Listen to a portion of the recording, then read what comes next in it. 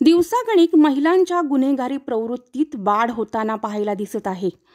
जालन्यातील प्रियदर्शनी कॉलनीमध्ये चक्क सुनेने सासूची हत्या केल्याचा धक्कादायक प्रकार घडला आहे। हत्या करून सुनेने सासूचा मृतदेह गोणीत भरला।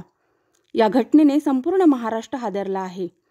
जालना शहरातील भोकरदन नाका परिसरात सासू सविता शिंगरे ही महिला तिची सून प्रतीक्षा शिंगरे सोबत भाड्याच्या घरात राहत होती। मृत सविता यांचा मुलगा नोकरीनिमित्त लातूर येथे राहत होता। सुट्टीच्या दिवशी मुलगा जालन्याच्या घरी येत असे। 6 महिन्यांपूर्वी प्रतीक्षाचा विवाह सविता यांच्या मुलाशी झाला होता। मंगळवारी रात्री सासू सविता व सून प्रतीक्षा यांच्यात किरकोळ कारणावरून वाद झाला। मध्यरात्री सुनेने सासूच्या शरीरावर चाकूने वार केले व सासूचा मृतदेह गोणीत भरला व पहाट होण्याची वाट ती पाहत होती।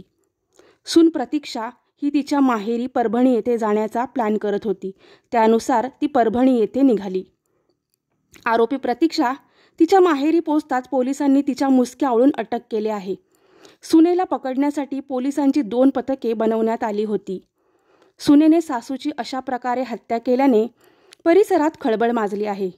संबंधित घटनेची माहिती सविता व प्रतीक्षा ज्या घरात भाड्याने राहत होते त्या घरमालकांनी पोलिसांना दिली होती।